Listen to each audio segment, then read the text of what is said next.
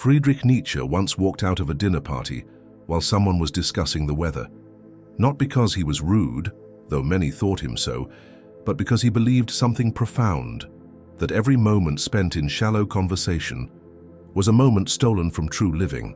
In 1879, he wrote to a friend, "I am sick of these empty exchanges where people's mouths move but their souls remain silent." Today, over 140 years later, we spend an average of 2.5 hours per week engaged in small talk, about the weather, about weekend plans, about the mundane details that fill our daily lives, the kind of talk that would have made Nietzsche walk out, of not just one dinner party but 1,000. But here's what's fascinating. Modern psychology is beginning to suggest that Nietzsche wasn't just being a difficult philosopher. Research shows that individuals with higher emotional intelligence and cognitive complexity tend to avoid small talk, not because they're antisocial, but because they're hungry for something deeper. Think about the last time you left a social interaction feeling energized rather than drained. Chances are it wasn't after discussing the weekend forecast or commiserating about Monday mornings. It was likely after a conversation that made you think. That challenged you. That revealed something real about the person across from you. The truth is, what we call being social today might be exactly what's keeping us from genuine human connection. And in an age where loneliness has become an epidemic, perhaps it's time to revisit what this 19th century philosopher knew, that the path to meaningful relationships isn't paved with pleasant nothings, but with the courage to dive deeper. But before you dismiss this as the ramblings of a long-dead philosopher who didn't understand modern social necessities, consider this. Some of the most successful leaders and innovators of our time are known for skipping the small talk. They've discovered what Nietzsche knew, that time is too precious for conversations that neither challenge nor change us. The problem with polite conversation. In the summer of 1869, Nietzsche penned a remarkable letter to his sister Elizabeth that revealed his growing disdain for what society deemed polite conversation. He wrote, "I have no time for the carefully constructed lies that pass as social graces. When someone asks how I am, they better be prepared for the truth." This wasn't mere philosophical posturing. Nietzsche had observed something fundamental about human interaction during his time in Basel's academic circles. The more he attended mandatory social functions, the more he noticed how these polite exchanges seemed to drain rather than enhance human connection. In his personal notes, he described watching intelligent people shrink themselves to fit into the mold of acceptable social discourse. The irony of 19th century salon culture wasn't lost on him. These gatherings, ostensibly designed to foster intellectual exchange, had become breeding grounds for what he called the great emptiness. Conversations so devoid of substance that they actually prevented genuine human connection. During one particularly tedious evening, he observed to a friend, "We have invented hundreds of ways to avoid saying anything at all." This observation finds striking parallels in our modern world. Today's office kitchen conversations, networking events, and social media exchanges often follow the same patterns Nietzsche criticized. Studies have shown that the average professional spends up to 40% of their workday engaged in what researchers call empty speech acts, conversations that serve no purpose beyond maintaining a facade of sociability. The cognitive toll of these interactions is measurable. Research from the University of California has found that engaging in superficial conversations activates stress responses in the brain similar to those triggered by mild social anxiety.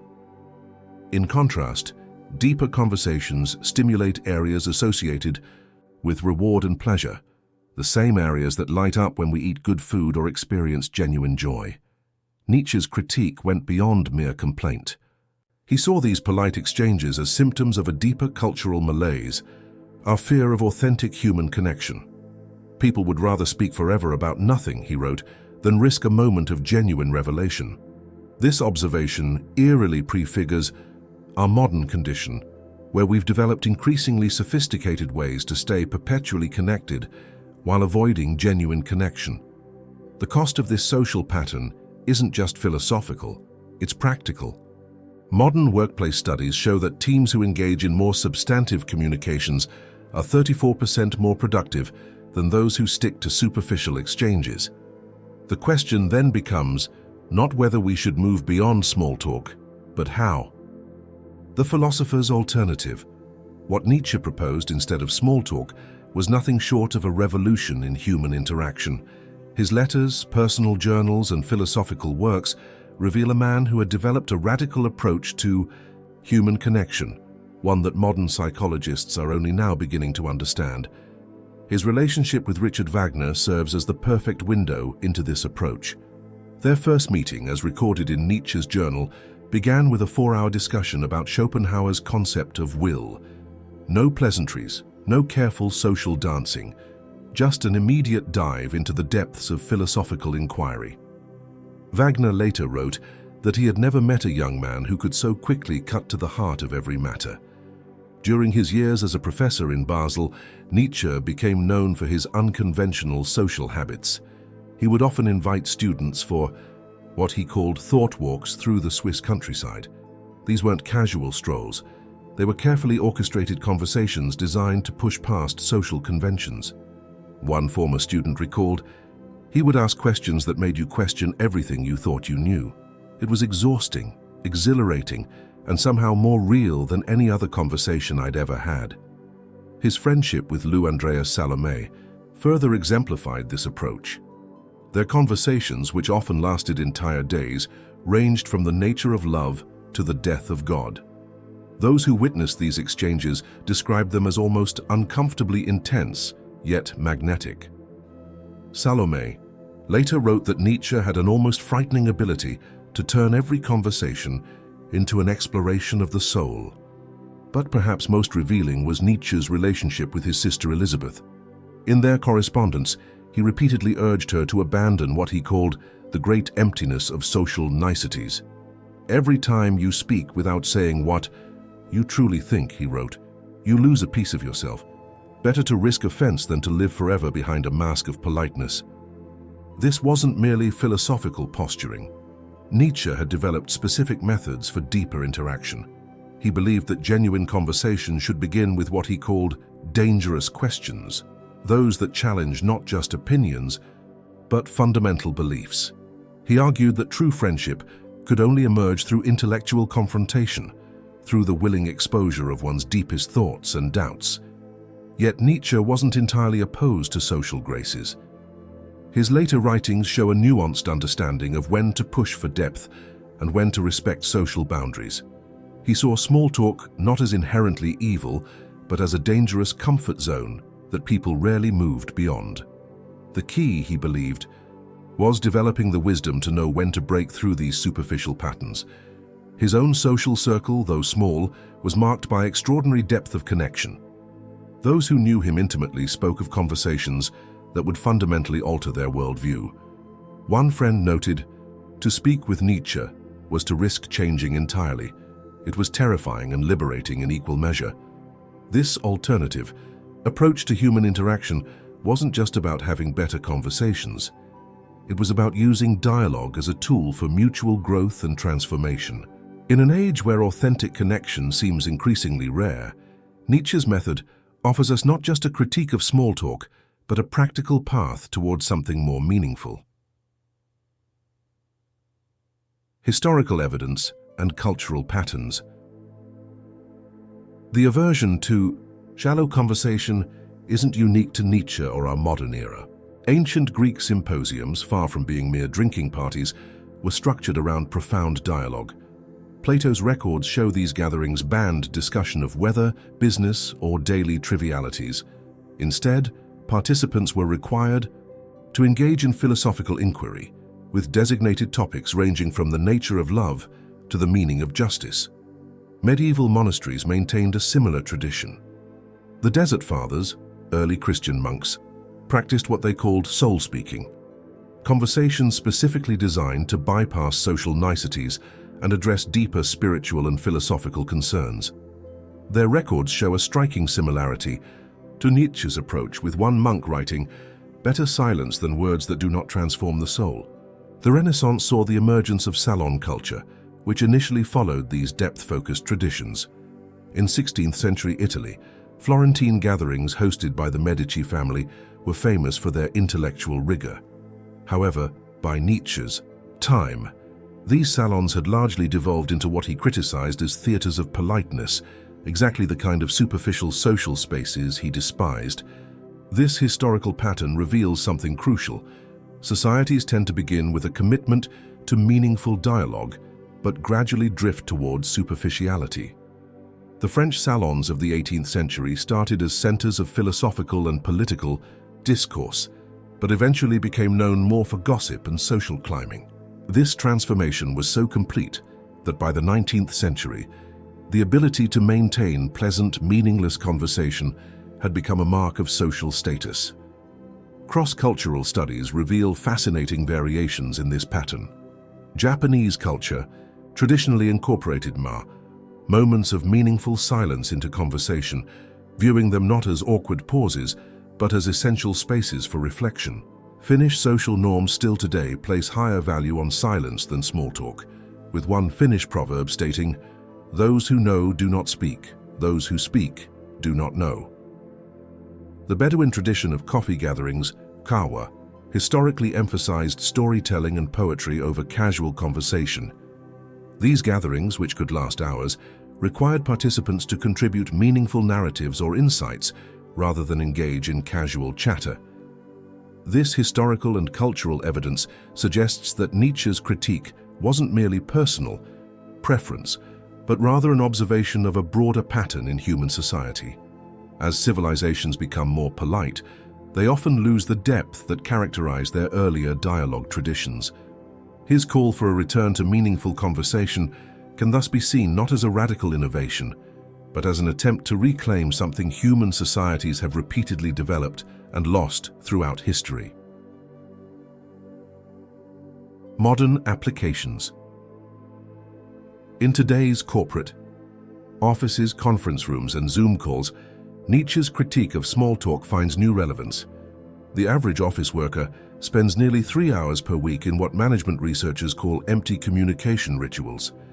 Yet companies like Microsoft and Google have begun experimenting with new conversational frameworks that echo Nietzsche's principles.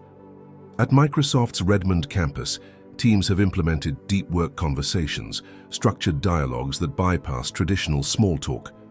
A product manager there reported a 40% increase in team satisfaction after replacing standard morning check-ins with more substantive exchanges. Instead of asking, "How is your weekend?" team leaders now open with questions like, "What challenged your thinking recently?" Silicon Valley startups have pioneered what they call philosophical stand-up meetings. Rather than the usual project updates, these sessions begin with a compelling question or problem. One software company found that starting meetings with questions like, "What assumption about our product might be completely wrong?" led to breakthrough innovations that traditional brainstorming never uncovered. Remote work has unexpectedly created new opportunities for deeper dialogue. Without the casual office encounters that often default to small talk, companies have had to intentionally structure their digital interactions. Spotify's digital workplace model includes depth channels, where team members are encouraged to share their doubts, challenges, and intellectual struggles rather than just project updates. Professional networking has also begun to shift. Traditional networking events with their forced small talk and business card exchanges are being replaced by what one entrepreneur calls idea salons. These gatherings set specific topics for discussion and prohibit standard networking questions, like, "What do you do?" Instead, participants are asked to share their most controversial professional opinion or biggest industry concern. Even social media platforms, typically bastions of superficiality, have seen the emergence of deep conversation communities. LinkedIn groups dedicated to philosophical discussion of business practices have shown significantly higher engagement rates than traditional networking groups. Twitter spaces, focused on challenging conventional wisdom, regularly draw thousands of participants. The dating world has similarly evolved. Apps like Hinge have introduced features that prompt deeper initial exchanges. Their data shows that matches beginning with substantive questions about values and beliefs lead to more successful, long-term connections than those starting with casual banter. Personal relationships in the digital age have found new ways to maintain depth. Friend groups use apps that prompt meaningful questions for their gatherings. Family dinners are being restructured around conversation menus that guide participants toward more significant exchanges. Even holiday gatherings, notorious for defaulting to small talk, are being reimagined with structured activities that encourage genuine connection. Some companies have gone as far as creating Chief Conversation Officer positions, focused on improving the quality of workplace dialogue. These roles work to eliminate unnecessary small talk while fostering environments where meaningful exchange can flourish. Early data suggests that teams with more substantive communication patterns show higher innovation rates and better problem-solving capabilities. Practical Transformation Guide. The transition from small talk to meaningful dialogue isn't about abruptly quoting Nietzsche at the water cooler. It's about developing what the philosopher called the art of thoughtful conversation. Drawing from his personal practices and modern communication research, a practical transformation emerges. Nietzsche's own social circles revolved around what he termed conversation rituals. When meeting someone new, he would often begin with a seemingly simple observation, but quickly steer it toward deeper waters. For instance, a comment about the weather might become an exploration of human perception of time and change. Modern psychologists now call this technique depth scaffolding, building bridges from the superficial to the substantial. In professional settings, this approach can be particularly powerful. Rather than asking a colleague about their weekend, try asking what they're currently learning or what's challenging their thinking. A sales executive who adopted this approach reported that client meetings transformed from routine check-ins to genuine strategy sessions, leading to a 30% increase in long-term contracts. Digital communication offers unique opportunities for depth. Email exchanges can move beyond project updates to include questions about process improvement or long-term vision. Virtual meetings can start with brief reflections on current challenges rather than casual chat. One tech company found that teams who practiced this approach showed higher engagement and creative problem-solving abilities. Social gatherings benefit from what Nietzsche called thoughtful provocation. Instead of defaulting to discussions about work or weather, try introducing a compelling question or observation. What's the most surprising thing you've changed your mind about recently? Often leads to more engaging conversations than, how's work going? Family dynamics particularly benefit from this transformation.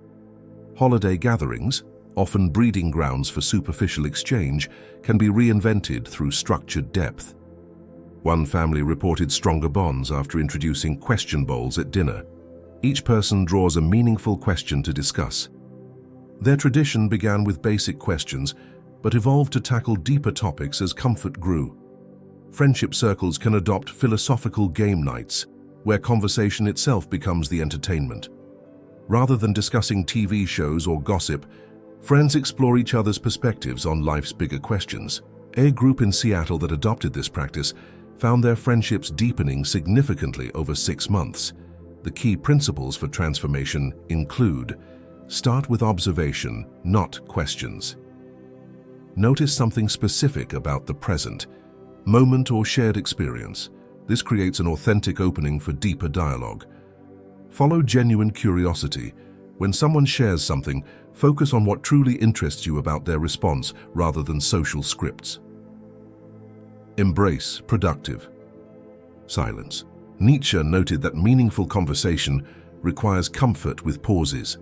These moments allow for reflection and deeper thinking. Build conversational momentum. Begin with lighter but substantive topics before moving to more challenging ones. This creates comfort with depth over time. This approach requires patience and practice. Not every conversation will reach philosophical depths, nor should it. The goal isn't to eliminate light interaction, but to develop the ability to move beyond it when appropriate. Professional environments particularly benefit from structured depth. Team meetings can begin with each person sharing a current challenge or insight. Client interactions can explore underlying motivations rather than just immediate needs. One consulting firm reported stronger client relationships after training their staff in substantive dialogue techniques. The transformation isn't about forcing depth, but creating space for it. By developing comfort with meaningful conversation, we open possibilities for genuine connection. As Nietzsche observed, the richest human relationships emerged not from pleasant exchanges, but from shared exploration of ideas and experiences. Final wisdom. Nietzsche understood something profound about human connection that science is only now beginning to validate. The quality of our conversations shapes the quality of our lives. His critique of small talk wasn't the complaint of a misanthropic philosopher, but a visionary insight into human potential. Modern research reveals that people who engage in substantive conversations report higher levels of happiness and well-being. A Harvard study found that individuals who have deeper conversations experience stronger social bonds and greater life satisfaction. What Nietzsche intuited through philosophy, we now know through data. His message carries particular urgency in our current moment. In an age of unprecedented connectivity, genuine connection has become increasingly rare. We scroll through endless feeds of surface-level interactions, while hunger for meaningful exchange grows deeper. The philosopher's solution wasn't to abandon social interaction, but to transform it. The path forward isn't about eliminating small talk entirely. It's about recognizing it as a starting point rather than a destination. Each surface-level conversation carries the potential for something more meaningful. Each social interaction offers an opportunity to move beyond the scripted and into the authentic. Nietzsche wrote, "The higher we soar, the smaller we appear to those who cannot fly." The courage to engage in meaningful conversation may initially seem strange to others, but it creates a ripple effect. One person willing to move beyond superficial exchange often inspires others to do the same. The challenge then is not just to recognize the emptiness of perpetual small talk, but to actively cultivate something better, to ask the deeper questions, to listen for the unspoken, to create spaces where genuine dialogue can flourish. In doing so, we don't just honor Nietzsche's insights, we reclaim something essential about human connection: the power to transform ordinary encounters into moments of genuine understanding, to turn social obligations into opportunities for growth, and to build relationships that nourish rather than deplete us. If you want to dive deeper into philosophical insights that can transform your daily life, subscribe to our channel.